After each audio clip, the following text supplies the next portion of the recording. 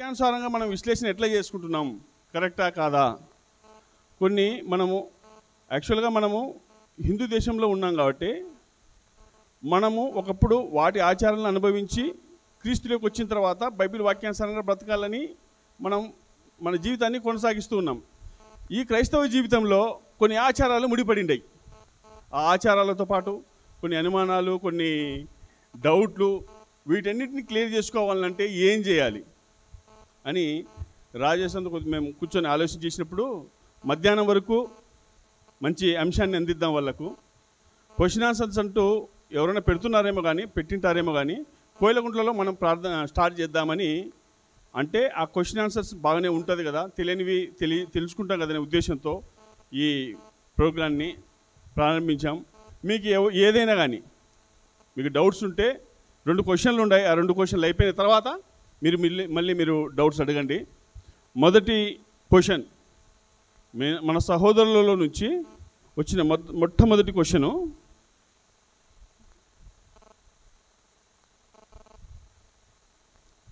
Question వేసిన వాళ్ళు వచ్చారు కదండి. అదే తీసుకుంటున్నా. మొట్టమొదటి క్వశ్చన్ ఏందయ్యా అంటే, అరే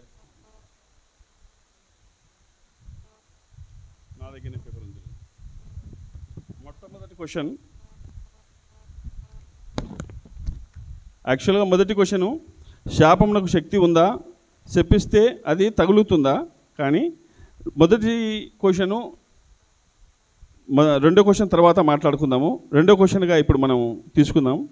ఆత్మహత్య ఎందుకు చేసుకోకూడదు? ఆత్మహత్యను గురించి క్రైస్తవ దృష్టి ఏమిటి? ఆత్మహత్య గురించి బైబిల్ ఏమి చెబుతుంది? ఇది ఈరోజు క్వశ్చన్. ఆత్మహత్య చేసుకోవచ్చా? ఒకవేళ చేసుకుంటే ఆత్మహత్య ఎందుకు చేసుకుంటారు? క్వశ్చన్ అర్థమవుతుందా? ఆత్మహత్యలు అంటే ఏందని ఒకవేళ తెలియని వాళ్ళు కూడా ఉంటే, ఊరేసుకోవడం, బస్సు కింద పడి చావడం, రైళ్ళ కింద పడి చావడం, బాయిల పోయి దుంకి చావడాలు, ఏం ఊపిరర్థం కాకుండా మంటూనే పోసుకొని చావడాలు, ఇట్లాంటివన్నీ జరుగుతున్నాయి. మీరు వింటున్నారు కూడా. ఇట్లాంటి బహుభయంకరమైన ఈ స్థితికి మనిషి దిగజారడానికి గల కారణాలు ఏంటివి? ఒకవేళ దిగజారినా అసలు ఏ కారణాల వల్ల ఇలాంటివి జరుగుతాయి, ఎందుకు జరుగుతున్నాయి? ఒకవేళ ఒక వ్యక్తి క్రైస్తవుడు అయినందుకు ఆత్మహత్య చేసుకోవచ్చా, చేసుకోకూడదు అనే ఉద్దేశంతో ఈ క్వశ్చన్ మేము తీసుకోవడం జరిగింది. దీన్ని బట్టి ఆత్మహత్య సాధారణంగా ఎందుకు చేసుకుంటారు? ఒకసారి మీలో మైక్ మీకు ఇవ్వబడింది, మీకు తెలిసిన విషయాలు ఏదైనా ఉంటే చెప్పండి. ఎప్పుడు చేసుకుంటారు, ఎందుకు చేసుకుంటారు? ఆత్మహత్య సార్, సమస్యలు ఎక్కువైనప్పుడు చనిపోవడానికి చేసుకుంటారు సార్. ఏ రకమైన సమస్యలు మామూలుగా వస్తుంటాయి? జనరల్గా నీకు తెలిసి చనిపోయిన వాళ్ళు ఏ సమస్యలతో చనిపోయినారు? భార్యాభర్తల గొడవలు, అప్పుల బాధలు.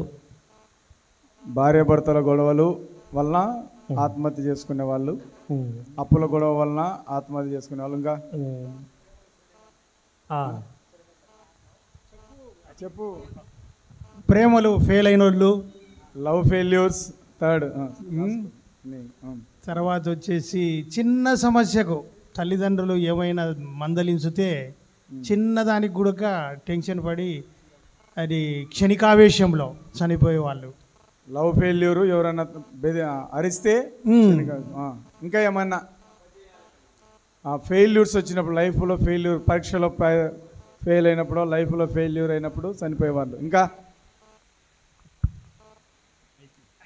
ఇంకెవరన్నమ్మా మీ సైడు? ఎక్కువగా సూసైడ్ చేసుకునేది పురుషులా, స్త్రీలా? స్ట్రెస్ ఎక్కువైనప్పుడు. స్ట్రెస్ ఎక్కువైనప్పుడు, ఒత్తిడి గుండా వెళ్ళినప్పుడు. స్త్రీలు మామూలుగా ఎందుకు చేసుకుంటారమ్మా? చెప్పింటారు కదా మీకు ఎవరికన్నా. చనిపోయేటోళ్ళు ఎవరు చెప్పలేదా? ఇరుగుపోరు వారి గురించి గొడవలు పడినప్పుడు, సూటిపోటి మాటల వల్ల, రెచ్చగొట్టే మాటల వల్ల అట్లా చనిపోవడం జరుగుతుంది. ఇరుగు పొరుగు మాటలు, చెప్పుడు మాటల వలన చనిపోయిన వాళ్ళు. ఇంకా వెరీ గుడ్. భర్తను బెదిరించుకోవడం కోసం అంటే కొందరు అట్లా బెదిరించుకునే క్రమంలో కూడా చనిపోయిన వాళ్ళు కూడా ఉన్నారు.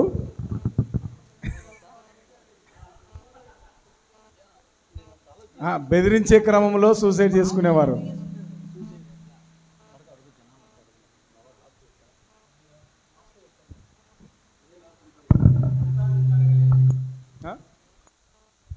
సంతానం కలగలేదని చనిపోయిన వాళ్ళు, అత్త తిట్టిందని చనిపోయే వాళ్ళు, భర్త కొట్టినాడని చనిపోయే వాళ్ళు, వివాహం కాలేదని చనిపోయిన వాళ్ళు,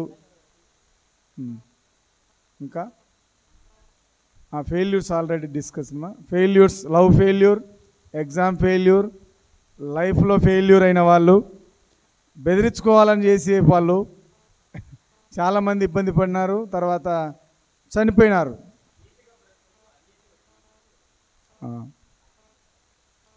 నీతిగా బతుకుతూ సరే. బైబిల్లో ఎవరైనా మీకు తెలిసిన వారు సూసైడ్ చేసుకున్న వాళ్ళు ఉన్నారా? బైబిల్లో మీకు తెలిసి సూసైడ్ చేసుకున్న వాళ్ళు ఎవరైనా ఉన్నారా? ఒకరెవరు? సౌలు కూడా ఆత్మహత్య చేసుకున్నాడు. ఆత్మహత్య చేసుకుని ఒకరితో పొడిపించుకున్నాడు. తర్వాత ఇస్కరియోతు యూదా ఆత్మహత్య చేసుకున్నాడు. ఇంకా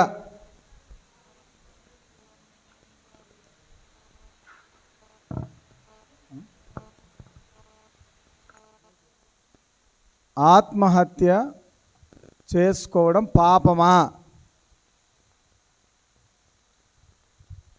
ఆత్మహత్య చేసుకోవడం పాపమా? ఎవరైనా పాపమేనా? ఏమన్నా చెప్పండి.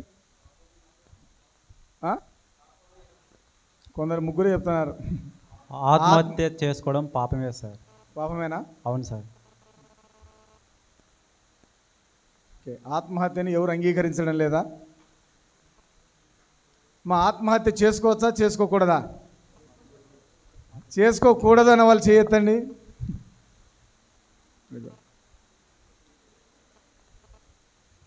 సరే, శేఖరం అవుతలేదు అంటే చెయ్యొత్తనలా చేసుకోమనే. కానీ ఆత్మహత్యకు సంబంధించిన విషయాలు మనం విన్నప్పుడు చాలా భయంకరంగా ఉన్నాయి. మొన్న ఒక వ్యక్తి బాగా తాగినాడు, ఫుల్గా తాగినాడు అన్న పేపర్లో కూడా పేపర్ కట్ చేయించుకున్నాడు. ఆ తాగిన మత్తులో సూసైడ్ చేసుకోవాలని పోయి రైలు కింద పడినాడు.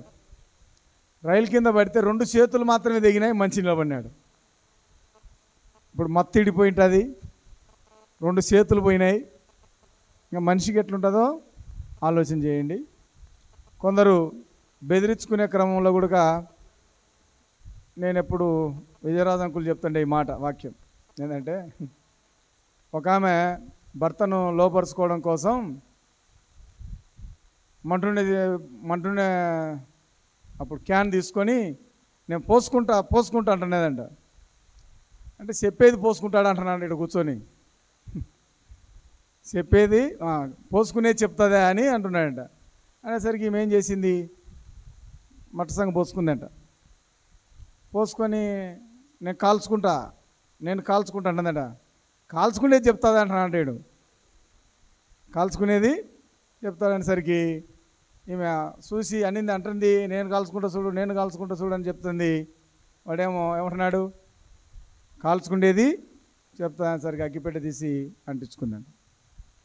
అంటించుకునేసరికి బాగా నానిపోయింది.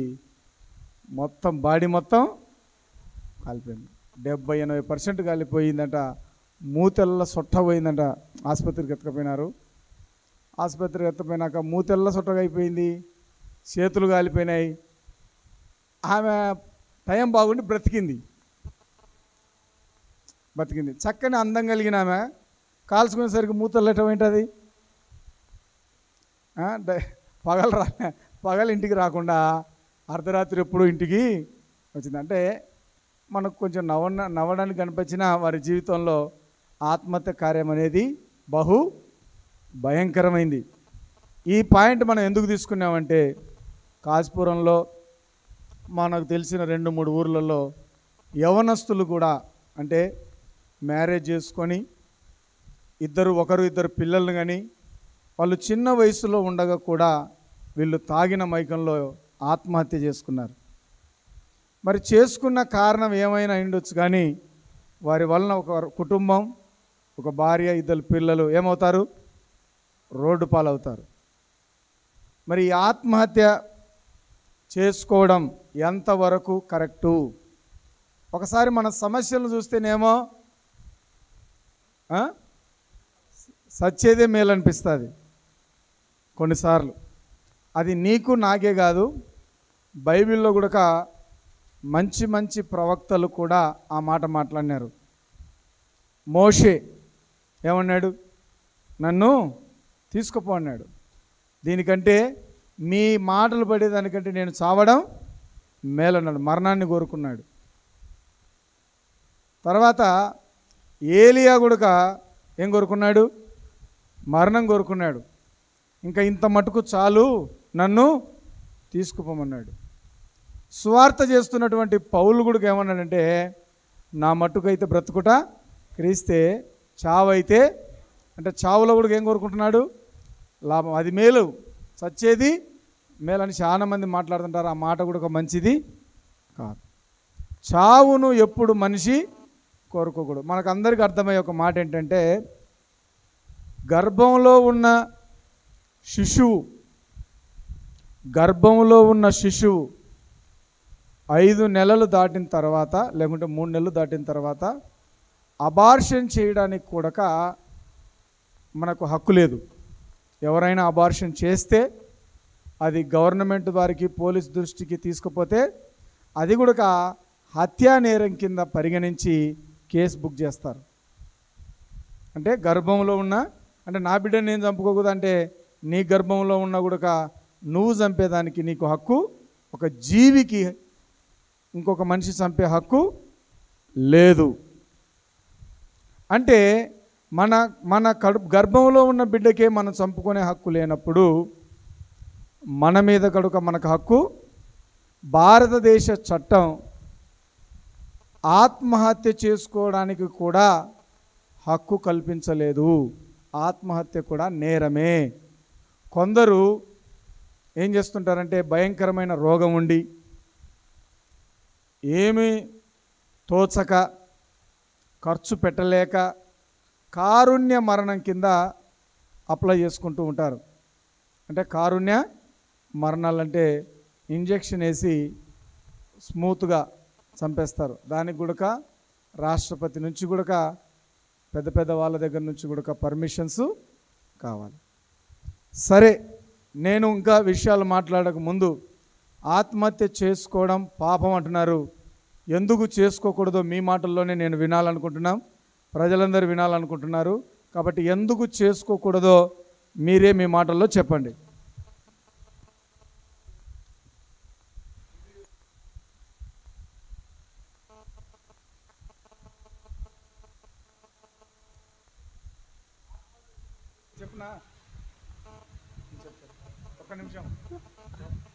దేవుడు మనకు మోషేకు 10 ఆజ్ఞలు ఇచ్చినాడు కదా. ఆ ఆజ్ఞల్లో 6వ ఆజ్ఞ నరహత్య చేయకూడదు అని చెప్పినాడు. నరహత్య చేయకూడదు అంటే మర్డర్. అంటే ఒక మనిషిని వేరొక మనిషిని చంపితే అది హత్య అవుతుంది. తనకు తాను చంపుకుంటే ఆత్మహత్య అవుతుంది. హత్య కూడా పాపమే, నరహత్య కూడా నరహత్య పాపమే, ఆత్మహత్య కూడా పాపమే. కాబట్టి దేవుడు చెప్పిన ఆజ్ఞల్లో ఒక ఆజ్ఞ కాబట్టి చేసుకోకూడదు అనే భావన నాది.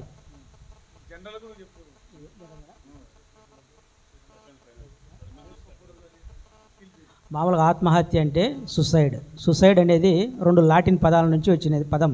సూసైడ్ అంటే సెల్ఫ్ కిల్లింగ్ అనమాట. ఈ సుసైడ్ అనేది మనకు ప్రపంచం మీద వరల్డ్ హెల్త్ ఆర్గనైజేషన్ ప్రకారము ప్రతి 40 నిమిషాలకు ఒకరు ఆత్మహత్య ప్రయత్నం చేస్తున్నారంట. ప్రతి 40 సెకండ్లకు, నిమిషం కూడా కాదు, ప్రతి 40 సెకండ్లకు ఒకరు ఆత్మహత్య చేసుకుంటున్నారంట. కాబట్టి ఆత్మహత్య అనేటువంటిది పాపం అని దేవుడు చెప్పినాడు. మామూలుగా అయితే మన రాజ్యాంగం హక్కు కూడా ఇవ్వలేదన్నమాట ఆత్మహత్య చేసుకునేదానికి. ఒకవేళ చేసుకుంటే చచ్చిపోతే పర్వాలేదు, ఒకవేళ చేసుకునేదానికి ప్రయత్నం చేస్తే ప్రభుత్వం వాళ్ళు ఏం చేస్తారంటే జరిమానా వేయొచ్చు, జైల్లో 1 సంవత్సరం వరకు జైలు కూడా పెడతారంట. మామూలుగా ఒకవేళ చనిపోతే ఆత్మహత్య చేసుకుంటే చనిపోతే పర్వాలేదు, చనిపోకపోకుండా ఎవరన్నా వాళ్ళ మీద వేరే వాళ్ళకి కేసు పెడితే కన్నా జరిమానా వేస్తారు, లేదంటే 1 సంవత్సరం జైలు కూడా పెడతారంట. కాబట్టి బైబిల్లో దాదాపు 6 మంది ఆత్మహత్య చేసుకున్నారని నేను తెలుసుకునేది. ఒకరు ఎవరు సౌలు ఆత్మహత్య చేసుకున్నాడని, సౌలు వెంబడి ఉండేవంటి రాయబారి ఆయుధాలు మోసే వ్యక్తి కూడా చేసుకున్నాడని, ఇంకొకరు వచ్చేసి జిమ్రీ అనే రాజు ఒకరు చేసుకున్నారని, ఇస్కరియోతు యూదా చేసుకున్నాడని, ఇంకొకరు ఎవరో ఇద్దరు ఉన్నారనమాట, అహీపతోయేల్ అని ఒకతను. 5 మంది 6 మంది చేసుకున్నారంట బైబిల్లో ఆత్మహత్య చేసుకునేళ్ళు. కాబట్టి ఇది మామూలుగా ఆత్మహత్య చేసుకోకూడదని నేను అనుకుంటా. కానీ ఆత్మహత్య చేసుకుంటే పాపము అని దేవుడు చెప్పినాడు. కానీ ఆత్మహత్య చేసుకునేది పాపం అనేది జడ్జిమెంట్ అనేది నాకు తెలిసి మామూలుగా అయితే దేవుడు దాన్ని డిసైడ్ చేయాలి. ఆత్మహత్య చేసుకోవడం అనేది పాపమా లేకుంటే మామూలుగా అనేది దేవుని దృష్టిలో దేవుడు జడ్జిమెంట్ చేస్తాడంట లాస్ట్కు. నాకు తెలిసి నేను అనుకుంటున్నా ఆ విధంగా. ఏదైనా మామూలుగా మానవుడు జడ్జిమెంట్ చేసేది ఇక్కడ లోకల్ ప్రకారం అయితే అది కొన్ని అనివార్య కారణాల వల్ల కొందరు దేవుని నమ్ముకొని కూడా ఆత్మహత్య చేసుకుంటాడు. కొన్ని పరిస్థితులను బట్టి ఆత్మహత్య చేసుకుంటారు. ఇప్పుడు చాలామంది వాళ్ళు ఆత్మహత్య చేసుకునే 6 మంది అయితే మిగతా వాళ్ళు ఎవరు, ఏలియా నేను చచ్చిపోతే బాగుండని ఆయన యెజబెలుకు భయపడి ఆయన భయపడి అట్టుంటాడు.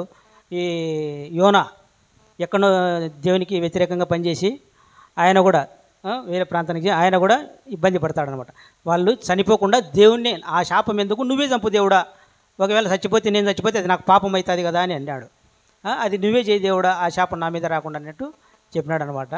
ఆత్మహత్య గురించి నేను అనుకోవడం ఏంటంటే దేవుడే డిసైడ్ చేయడం అది రైటా రాంగా అనేది అనుకుంటున్నా.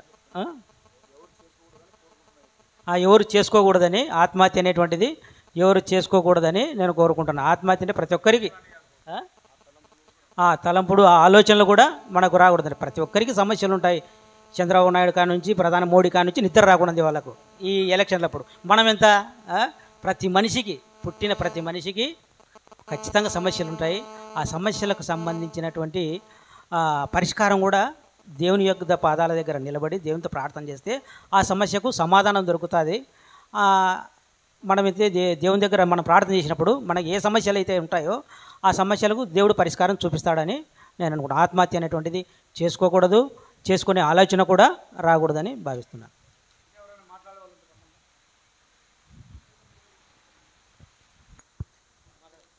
సరే, మన ఆత్మను మనం సృజించుకోలేదు కాబట్టి మన ఆత్మను చంపుకోవడానికి కూడా మనకు హక్కు లేదు. అంటే ఆత్మహత్య ఎందుకు మనం చేసుకోకూడదు అంటే మనకు హక్కు లేదు కాబట్టి. మన ఆత్మను దేవుడే కదా, నరుని ఆత్మ యెహోవా పెట్టిన దీపం అని 9వ కీర్తనలో దేవుడే యెహోవాయే మనల్ని సృజించెను అనే మాట ఫుట్నోట్లో మనల్ని మనం సృజించుకోలేదు అనే మాట కూడా ఉంది. కాబట్టి మనల్ని మనము సృజించుకోలేదు కనుక మనల్ని మనం చంపుకోవడానికి మనకు హక్కు లేదు.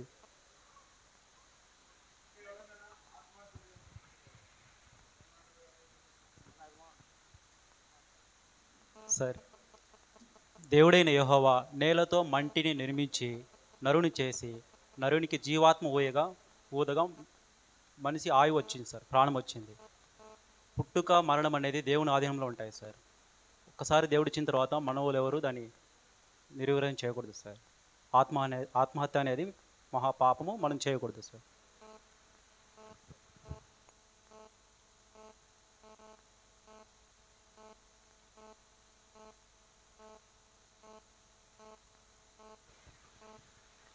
సార్, ఆత్మహత్య అనేది చేసుకోకూడదు సార్, అది తప్పే. ఎందుకంటే దేవుడు గర్భంలో ఉన్నప్పుడు ఇన్ని దినములు ఒక వ్యక్తి బ్రతకాలని ఇచ్చేసింటాడు. ఆ దినములను తీరక మునిపి చనిపోతే అది తప్పుగా గావించబడుతుంది. మనం ఒక సెల్లు ప్రతిదానికి ఎక్స్పైర్ డేటు ఈడీడీ ఎంతకాలం అది ఉండాలనేది ఒక డేట్ అనేది ఉంటుంది.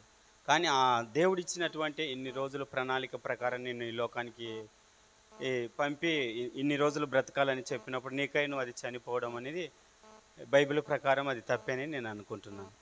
మంచిదే. అంటే అన్న లెక్క ప్రకారం ఏంటంటే ప్రతి వస్తువుకు ఎక్స్పైరీ డేటు తయారు చేసిన వాడు నిర్ణయించినట్లు జీవమరణాలు యెహోవా వశం, దేవునికే వదిలేయగాలి, కానీ మనిషి దాన్ని బలవంతంగా ఆత్మహత్య చేయకూడదు.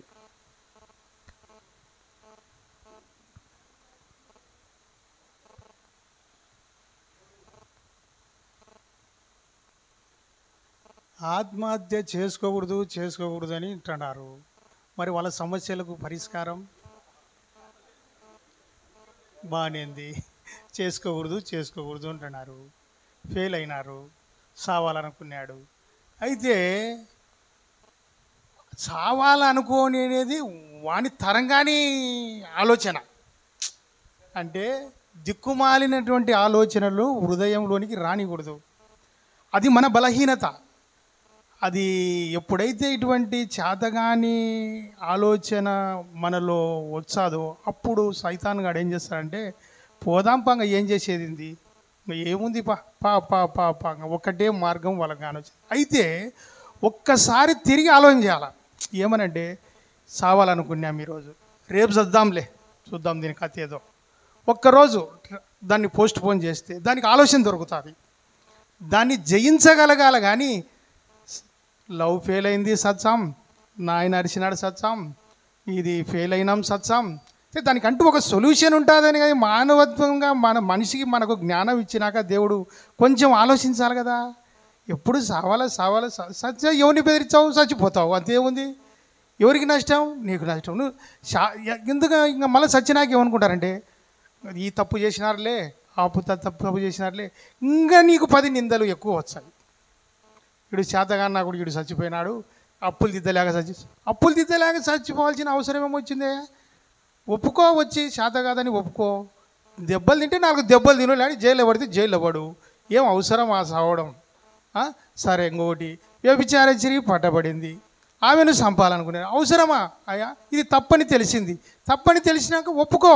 నెక్స్ట్ ఇంకా నీకు ఆ సమస్య రాదు జీవితంలో. నెక్స్ట్ వచ్చేదంతా సుఖం, సంతోషమే వచ్చేది. దొంగతనం చేసినావు, అవమానపరచబడినావు, సావాలనుకున్నావు. ఎందుకు? ఒక్క నిమిషం ఆగు.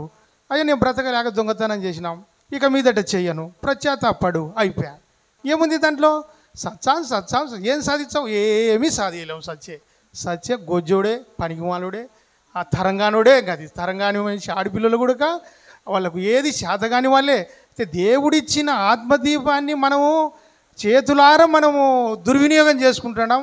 అట్టపోతే దేవుణ్ణి కూడా, దేవుడిచ్చినటువంటి బహుమానాన్ని కూడా మనము ఆ యొక్క దుర్వినియోగం చేసేది కాక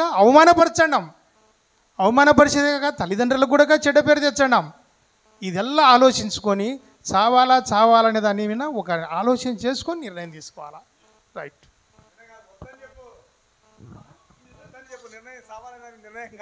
అంటే చావకూడదు కాదు, ప్రతి ఒక్కరు ఎవరు సావరని చెప్పరు. ఈ మనము అపవాదికి స్థానం ఇవ్వకూడదు. వాడు ఎప్పుడు ఏం చేస్తాడంటే, మన బలహీనత ఎక్కడండేది అని మీరు ఇప్పుడు చెప్పినారు. అయితే మాకు చెప్పినా కానీ అన్నీ చెప్పినావు కానీ ఒకటి చెప్పలే. అది సంసోను భార్య పేరు చెప్పలే, అది సస్పెన్స్లో పెట్టినావు. చెప్పలేను. వేశ్యల పేరు చెప్పినావు, ఢిల్లీలో చెప్పినావు, బాడేంది. సంసోను భార్య పేరు ఎవరని అందరిని అడిగినావు, ఎవరు చెప్పలేదు, ఢిల్లీలో అన్నారా. అయితే నువ్వు మాత్రం చెప్పలేదు, దాన్ని అంటే సస్పెన్స్లో పెట్టినావు. ఓకే, అది అట్టండి.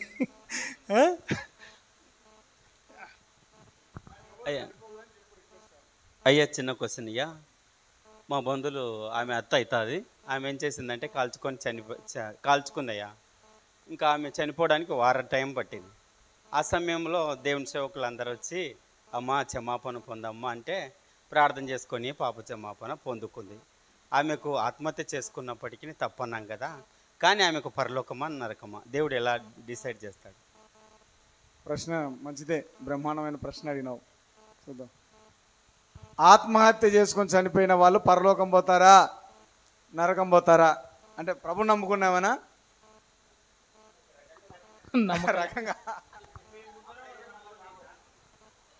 అయ్యా, దురాశ గర్భమును ధరించి పాపమును గనగా పాపము పరిపక్వమై మరణాన్ని కంటుంది. ఈ లోకంలో ప్రతి ఒక్కరూ 100కి కనీసం 30% దురాశతో చనిపోతున్నారు. ఈ జూదమంట, బెట్టింగులంట, ఇంకా నానా విధాలుగా ఈ మధ్య పోలీస్ ఆఫీసర్లు కూడా చనిపోయినటువంటి రీత్యా పేపర్లో చదివామండి. ఇలా దురాశకు చాలామంది లోనయ్యి చనిపోతూ ఉన్నారు. ఇంకా తాగుడుకు బానిసైగుడుగా తాగుడుకు లేక తల్లిని కొట్టడము, లేదంటే అతనే చావడము, ఇలాంటివి చాలా జరుగుతూనే ఉన్నాయి. అది అయితే మంచిది కాదు. అలా చేసుకుంటున్నాడు. సాతాను శోధనల వల్లే మానవులు ఇట్లా నశించిపోతున్నారయ్యా. ఇది నా యొక్క ట్రీట్మెంట్.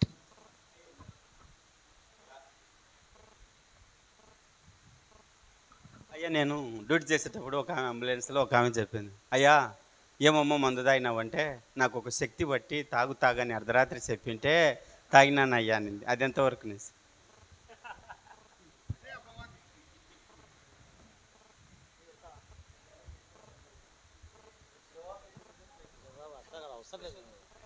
ఇది సార్ ముఖ్యంగా ఏంటంటే దేవుళ్ళు గట్టిగా లేకపోతేనే సైతానగాడు శోధిస్తాడని నా ఒక జవాబు. ఎప్పుడైతే దేవుళ్ళు గట్టిగా లేకపోతే వాడు శోధిస్తాడు.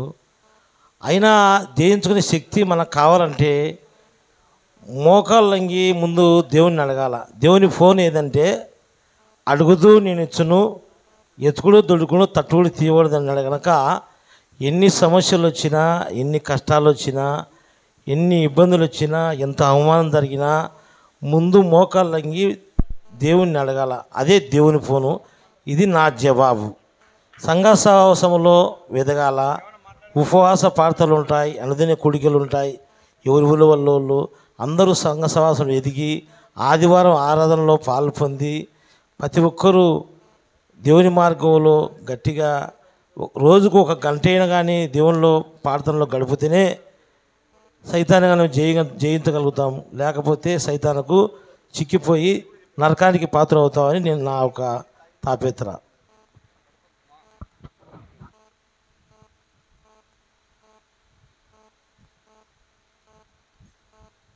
ఉదయం మనం విన్నటువంటి వాక్య భాగంలో న్యాయాధిపతులు 16 ఆమె అనుదినమును మాటల చేత అతనిని బాధించి తొందర పెట్టుచున్నందున అతడు ప్రాణము విసికి చావగోరెను. దేవుని యొక్క ఉద్దేశము సంసోనుతో ఇశ్రాయేలు ప్రజలకు న్యాయం తీర్చడం. కానీ దేవుడు ఏర్పరచుకున్నటువంటి మనుష్యుడు తన ఇష్టం కోసం, తన యొక్క వాంఛల కోసం, తన యొక్క దేవుని ఉద్దేశాన్ని విడిచిపెట్టి ఆయన ఏం చేశాడు? చావును కొని తెచ్చున్నట్లుగా మనం బైబిల్ గ్రంథంలో చూడవచ్చు. దేవుడు మనిషిని తన యొక్క నామాన్ని గణపరిచేటటువంటి బిడ్డగా, లేదంటే తన రీతిలో తన స్వరూపమందు నిర్మించుకొని ఈ యొక్క భూమినంతా ఏలడానికి, అనుభవించడానికి దేవుడు మానవుని ఇక్కడికి పంపాడు. కాబట్టి మనము దేవుడిచ్చినటువంటి యొక్క గొప్ప అవకాశాన్ని ఉపయోగించుకొని దేవునిలో ఎదుగుతూ, దేవునిలో ఆనందిస్తూ ఈ యొక్క లోకంలో సంతోషంగా గడపాలని, ఎటువంటి ఆత్మహత్యలకు గురి కాకూడదని, దేవుని చిత్తానుసారంగా జీవించాలని కోరుకుంటున్నాను. పర్ఫెక్ట్. చెప్పండి కూడా మీళ్ళు ఎవరైనా స్త్రీలు చెప్పగలిగిన మాట్లాడగలిగిన ఆత్మహత్య చేసుకోమని చెప్తారా, వద్దు చెప్తారా?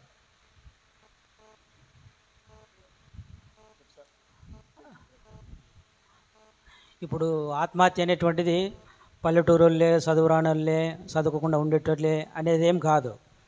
ఒక 6-7 ఏళ్ళ కిందట ఆళ్ళగడ్డలో కడప డిస్టిక్ క్యాండిడేట్ ఇద్దరు సివిల్ సర్వీస్ రాసినారు. సివిల్ సర్వీస్ రాస్తే ఆయన ఒక ఐపీఎస్ వచ్చింది, ఐపీఎస్ వచ్చింది.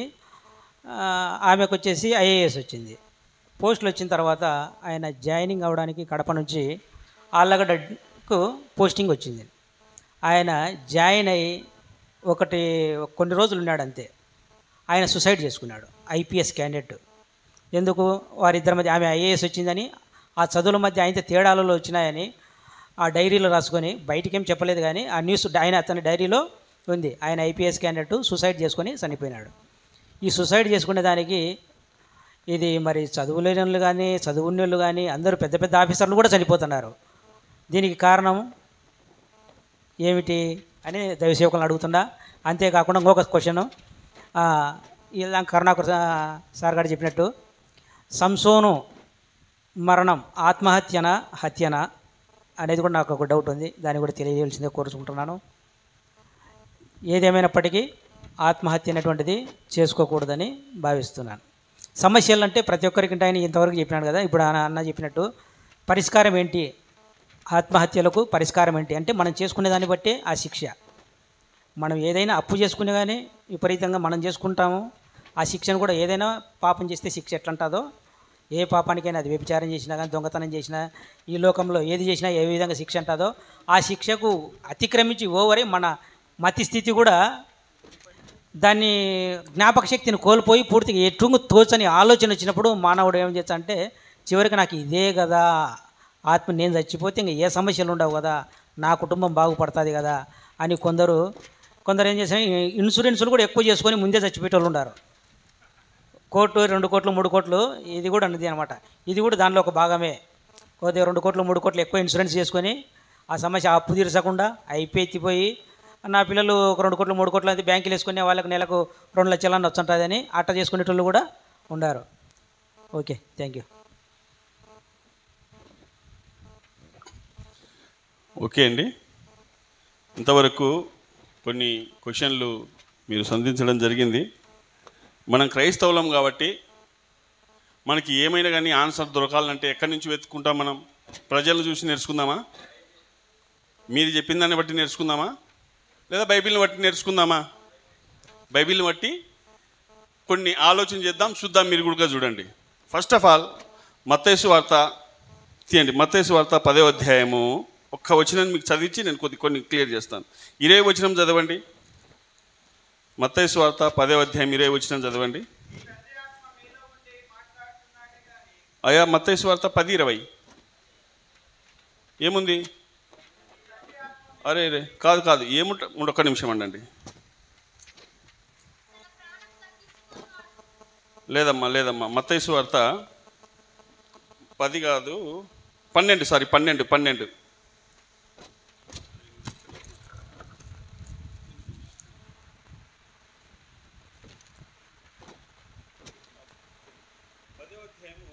అధ్యాయం 28 వచ్చినాం, సారీ 28. అర్థాలు లేక 20 అనిపిస్తుంది. 8. ఆత్మను చంపనేరక దేహమును చంపువాడికి భయపడు కానీ, ఓకే, ఆత్మను చంపే అవకాశం మనుషునికి ఇచ్చాడా దేవుడు? ఒక్కపారి నాకెళ్ళి చూడండి. ఇప్పుడు సబ్జెక్ట్ ఏంది? ఏ హత్య? ఆత్మ సత్సాదా?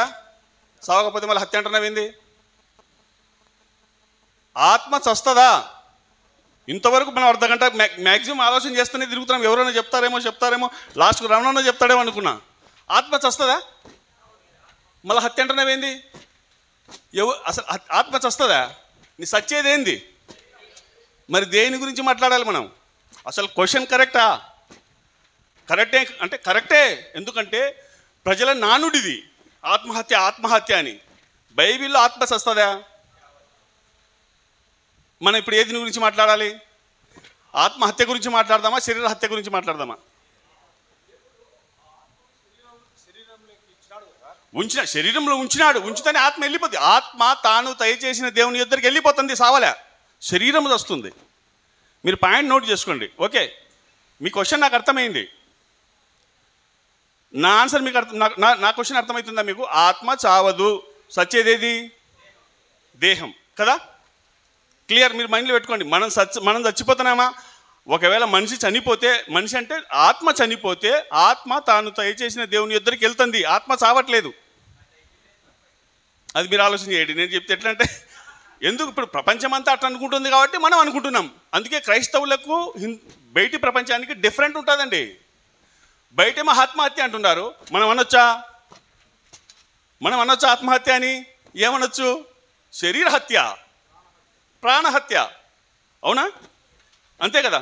చూడండి ఎంత డిఫరెంట్ ఉన్నాయో. ఇక ముందుకు వెళ్దాం. ఫస్ట్ ఆఫ్ ఆల్ మీ క్వశ్చన్ల నుంచి కొన్ని తీసుకుంటాను.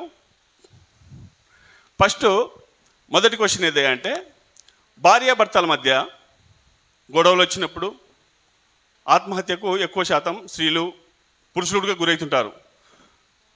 ఎప్పుడు ఇలా జరుగుతుందంటే, ఒక స్త్రీ తన భర్తను కాక వేరొక అతన్ని చూసుకున్నప్పుడు, ఒక పురుషుడు తన భార్యను కాక వేరొకరిని చూసుకున్నప్పుడు, నా జీవితం ఇంతే, ఇంకా నేను బతకలేను, నా భర్త నన్ను ప్రేమించట్లేదు కాబట్టే బయట ఆమెతో సంబంధాలు పెట్టుకున్నాడు, ఇక నేను ఈ బతికి సావడం ఎందుకని చచ్చిన వాళ్ళు ఎంతమంది ఉంటారు? ఎక్కువ శాతం వీళ్ళే ఉంటారు కదా. మెయిన్ కారణాలు ఎక్కువ.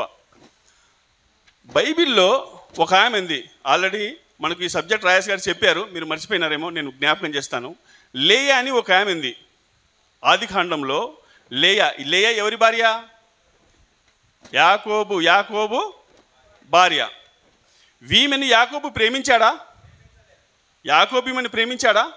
చూడండి, కుటుంబంలో వాళ్ళ అత్త ప్రేమించకపోయినా పర్వాలేదు, మామ ప్రేమించకపోయినా పర్వాలేదు, తోడేళ్ళు ప్రేమించకపోయినా పర్వాలేదు, అలాగనే పిల్లలు ప్రేమించకున్నా పర్వాలేదు, కానీ భర్త ప్రేమించకపోయా కానీ ద్వేషిస్తే ఆ స్త్రీ ఎంత నరకం అనుభవిస్తుందా?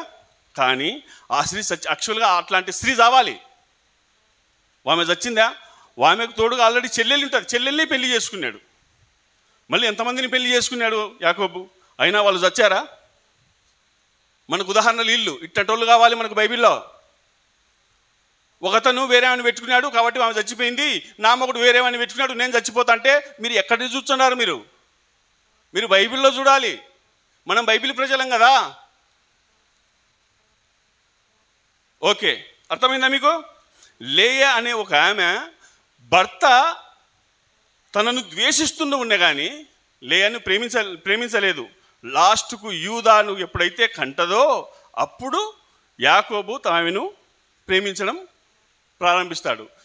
ఒకవేళ లేయా చనిపోయి ఉంటే లేయాకు లాస్ట్ కొడుకు ఎవరు? యూదా గోత్ర సింహం ఎవరు? ఒకవేళ ఆ రోజు లేయా చనిపోయింటే ఈరోజు నీకు నాకు రక్షకుడు లేకపోవు. చూడండి ఓర్పు, ఎంత ఆమె ఓర్చుకునే ఓర్పుకు గొప్ప కార్యం జరిగిందా లేదా? ఓకే, నెక్స్ట్ ఏది? అప్పుల బాధ అంటున్నారు. ఎక్కువ శాతం అప్పుల బాధ ఉందా లేదా? అవునా?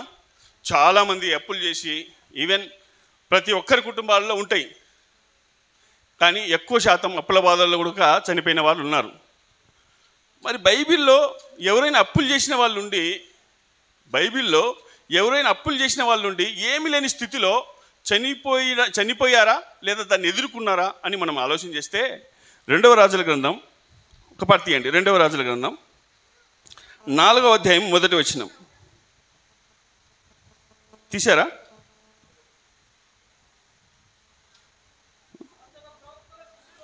అంతటా ప్రవక్తల శిష్యులలో ఒకని భార్య నీ దాసుడైన నీ పెనిమిటిని చనిపోయెను, అతడు యెహోవా యందు భయభక్తులు గలవాడై ఉండెనని నీకు తెలిసేయున్నది. అప్పుడు అప్పులవాడు నా 2 కుమారులను తనకు దాసులుగా ఉండుటకు తీసుకుపోవడానికి వచ్చినాను అంటున్నాడు. అలాగే 7వ వచనంలో ఏమంటాడంటే, ఆమె దైవజనుడైన అతని యొద్దకు వచ్చి సంగతి చెప్పగా అతడు నీవు పోయి ఆ నూనెను అమ్మి నీ అప్పు తీర్చి మిగిలిన దానితో నీవును నీ పిల్లలను బ్రతుకుమని ఆమెతో చెప్పాను. సందర్భం ఏంటంటే, ఒక విధవరాలు ఉంటుంది, పిల్లలు ఉంటారు, మగ పిల్లలు 2 చిన్నపిల్లలేమో.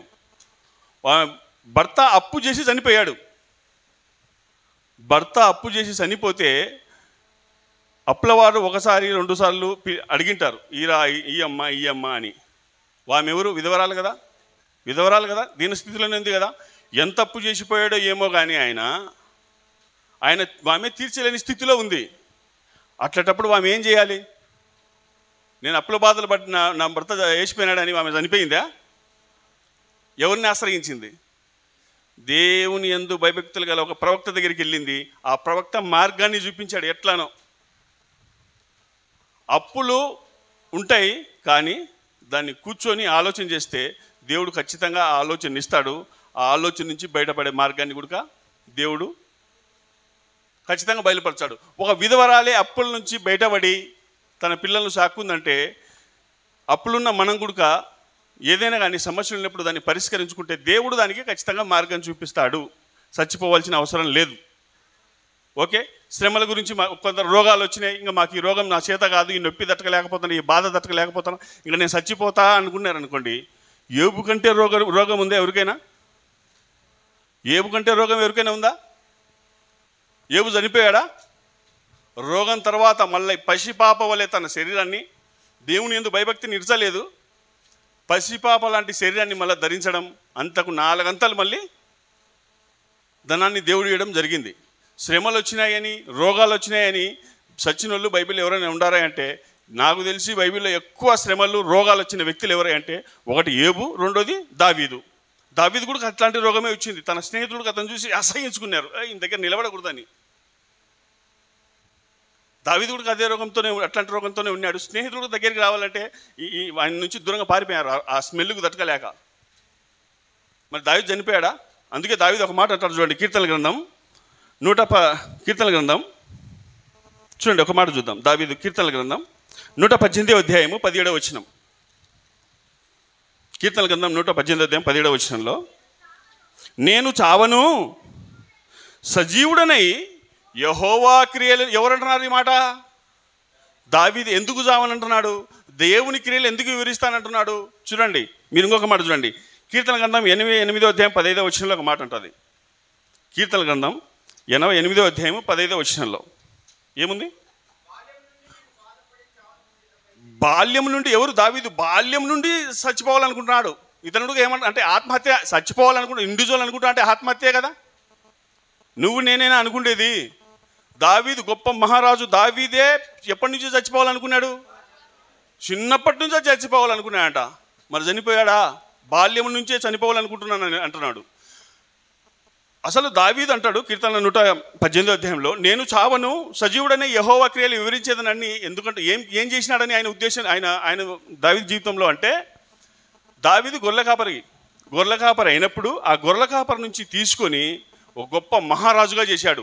ఆ చేసిన విధానం దేవుడు ఆయన జీవితంలో ఏమైతే చేశాడో వాటినన్నిటినీ నేను ప్రజలకు తెలియజేయాలి, అందుకైనా నేను బ్రతికింటా, కానీ నేను చావనంటున్నాడు. దావీదు కూడా ఆత్మహత్య చేసుకోవాలని ఆలోచన వచ్చిందే లేదా? ఎవరితను? మహా గొప్ప రాజు దావీదు. దావీదుకు వచ్చిందా లేదా? మీరు ఏ ఆత్మహత్య అయితే చేసుకోవాలనుకుంటున్నారో ఆ ఆలోచన వచ్చిందా లేదా? దావీదుకు వచ్చింది. అవునా? అలాగనే ఇంకా టైం ఎంత అయింది? కన్క్లూడ్ చేస్తాను. చూడండి, శ్రమలు వచ్చినా, బాధలు వచ్చినా, ఇబ్బందులు కలిగినా, ఏం చేసినా మనం వెతకాల్సింది బయటి ప్రపంచంలో కాదు. నాలాగా బాధలు ఉన్నవారు బైబిల్ ఎవరైనా ఉన్నారా అంటే ఖచ్చితంగా ఉండరు. తెలుసుకోండి, చూడండి, ఆ సందర్భాల్లో ఆ విషయాల్లో ఏం చేశారు వాళ్ళు ఏం చేశారో నువ్వు అది చెయ్యి. దావీదుకు శ్రమలు వచ్చినప్పుడు, ఇబ్బందులు వచ్చినప్పుడు యెహోవాను ఆశ్రయించాడు కానీ చావాలనుకున్న ఆయన చావలేదు. ఏబు రోగాలతో బాధపడి చనిపోవాలనుకున్నాడు ఒకపారి, ఆయన చావలేదు. అప్పుల బాధలో ఉన్న వాళ్ళు కూడా దేవుణ్ణి ఆశ్రయించి తమ అప్పులు కట్టడం జరిగింది.